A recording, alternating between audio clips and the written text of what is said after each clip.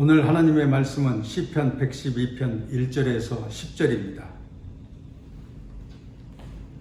할렐루야. 여호와를 경외하며 그의 계명을 크게 즐거워하는 자는 복이 있도다. 그의 후손이 땅에서 강성하며 정직한 자들에게 후손에게 복이 있으리로다. 부와 재물이 그의 집에 있으며 그의 공의가 영구히 서 있으리로다.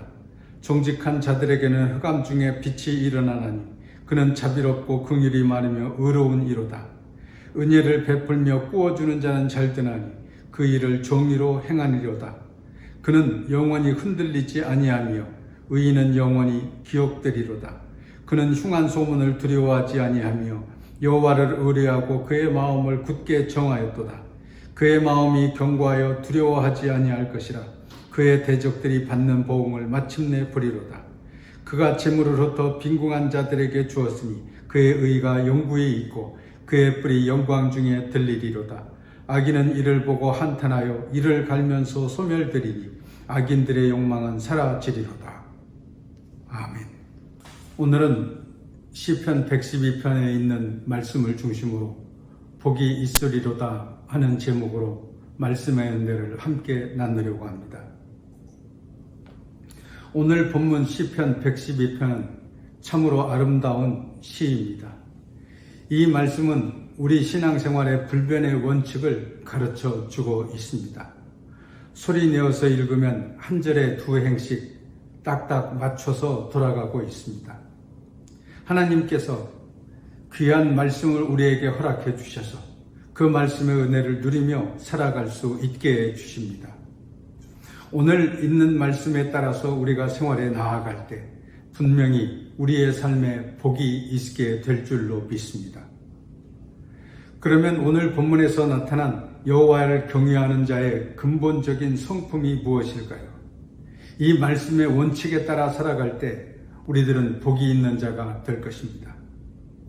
첫째로 여호와의 계명을 크게 즐거워하며 살아가는 것입니다. 진실로 하나님을 사랑한다면 하나님께서 우리에게 주시는 말씀을 즐겁게 여겨야 합니다. 하나님의 말씀이 천천 금은보다도 좋고 만만의 꿀송이보다도 더 달아야 합니다. 오늘 본문에 보면 하나님의 말씀을 크게 즐거워하는 자가 복이 있다고 말씀해 주시고 있습니다. 그냥 그 말씀을 듣는 정도가 아닙니다. 좋아하는 정도도 아닙니다. 가슴이 벅차오를 정도로 크게 즐거워하는 자가 복이 있다 말씀해 주십니다. 여러분은 하나님의 말씀을 들을 때 그런 감격을 누리고 있습니까? 여러분은 하나님의 말씀이 내 안에 살아 움직이는 생명의 능력인 것을 믿고 있습니까? 여러분은 하나님의 말씀인 성경책을 내 생활에 가장 가까운 자리에 두고 언제나 읽고 묵상하고 적용하며 살아가고 있습니까? 여러분은 하나님의 말씀을 배우고 익히기 위해 진지하게 성경 공부를 하고 있습니까? 여러분은 하나님의 말씀을 내 영혼에 일용할 양식으로 알고 날마다 그 말씀을 먹고 있습니까? 나를 사랑하고 내 계명을 지키는 자에게는 천대까지 은혜를 베푸느니라. 신명기 5장 10절에서는 말씀하고 있습니다. 우리는 언제나 하나님의 말씀을 무엇보다도 크게 즐거워하며 생활해 나가야 합니다. 둘째로 여호와를 경외하는 자의 성품은 정직입니다. 정직한 자들의 후손에게 복이 있으리라. 오늘 성경은 말씀해 주시고 있습니다. 시편 1편에도 보면 복 있는 사람은 악인의 꾀를 좇지 아니하며 죄인의 길에 서지 아니하며 오만한 자의 자리에 앉지 아니하고 오직 여호와의 율법을 즐거워하여 그 율법을 주야로 즐거워하는 자라고 말씀했습니다. 정직이 최선의 방책이라고 하지 않습니까? 하나님 앞에서 정직하게 사는 것이 우리가 하나님의 복을 받는 비결입니다. 이것이 하나님의 원칙입니다. 이 세상에서는 아무리 속임수와 거짓말과 권모술수가 판을 치고 이것에 능한 사람이 출세도 하고 권세도 잡고 돈도 많이 번다고 말합니다만 이것은 일시적인 것뿐입니다. 이 세상 모든 것을 주관하시는 하나님 앞에서 이런 것들이 통할 수가 없습니다. 이런 것들은 여호와를 경외하는 자의 진실한 성품이 아닙니다. 정직이란 영구불변의 가치를 갖는 인간 행동의 지침입니다. 이것은 근본적인 것입니다. 이것은 그 자체가 이미 자명한 것이기 때문에 논쟁할 여지가 전혀 없습니다. 정직하지 않은 말과 행동을 하면서 행복한 삶을 받으려고 하는 것이 얼마나 어리석은 것입니까? 이런 사람은 아무리 많은 돈을 벌고 높은 자리에 있어도 행복하지 못합니다. 하나님께서 주시는 진정한 복을 받아 누릴 수가 없습니다. 셋째로, 여호와를 경외하는 자의 성품은 자비롭고 긍휼이 많으며 의로운 것입니다. 4절에 보면 이 말씀이 있습니다. 자비롭다는 것은 마음이 너그럽고 성질이 인자하다는 것입니다.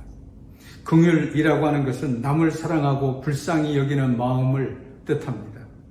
어려운 중에서도 남을 돕고 살아가는 사람들이 있습니다. 많이 가지고 있으면서도 자기 것만 항상 챙기는 사람이 있습니다. 의라고 하는 것은 하나님의 의입니다. 내가 의라고 생각하는 것이 의가 아닙니다. 그것은 나의 의일 뿐입니다. 세상 사람들이 말하는 의도 아닙니다. 하나님의 절대적인 의입니다. 언제나 자비롭고 긍휼하고 의로운 자는 하나님을 경외하는 자의 성품입니다. 넷째로, 견고한 믿음을 가지는 것입니다. 오늘 본문 7절과 8절을 보십시오. 그는 흉한 소문을 두려워하지 아니하며 여호와를 의뢰하고 그 마음을 굳게 정하였도다. 그 마음이 견고하여 두려워하지 아니할 것이라. 언제 어떤 경우를 당하든지 하나님을 의지하고 마음을 굳게 정하고 흔들리지 않습니다. 믿음의 반석 위에 굳게 서는 것입니다. 우리는 찬송가 539장을 잘 알고 있습니다.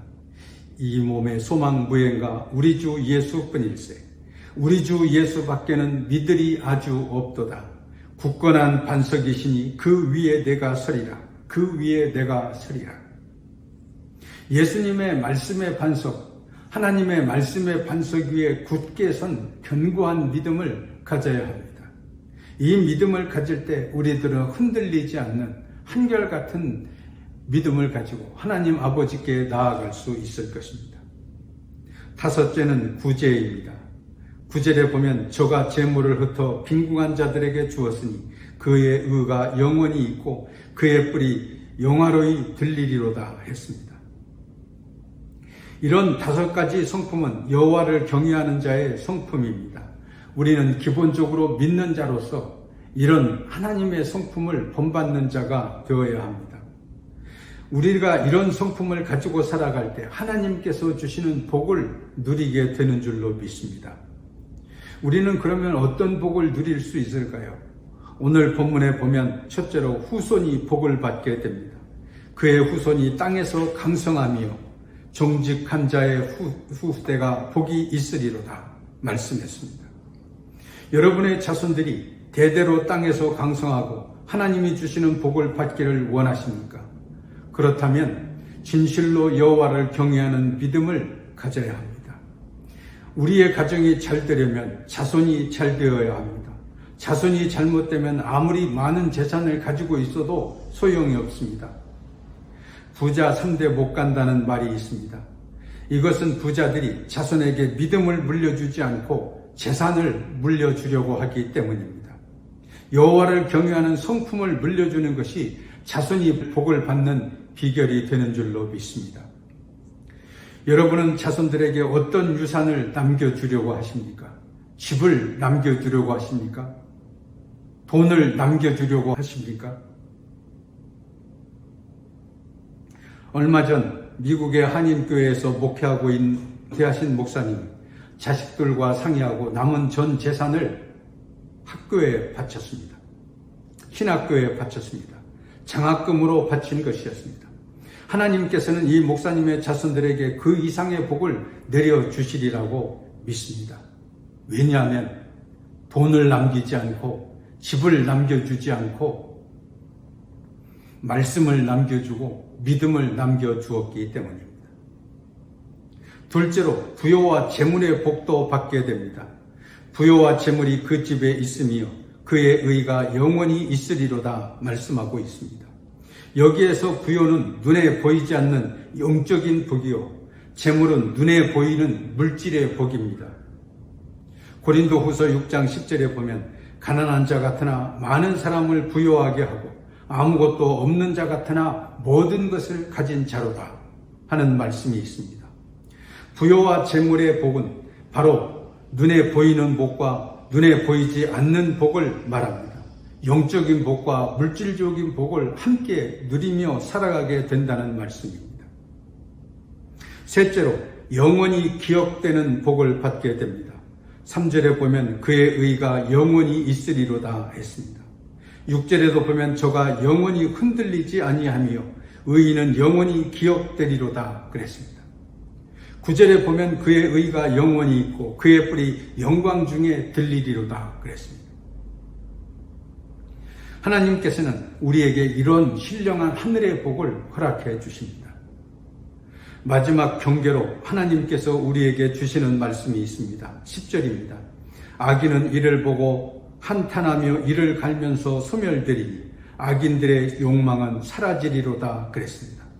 악으로는 승리할 수 없습니다. 하나님께서 악인들의 소욕은 사라질 것이라고 했습니다.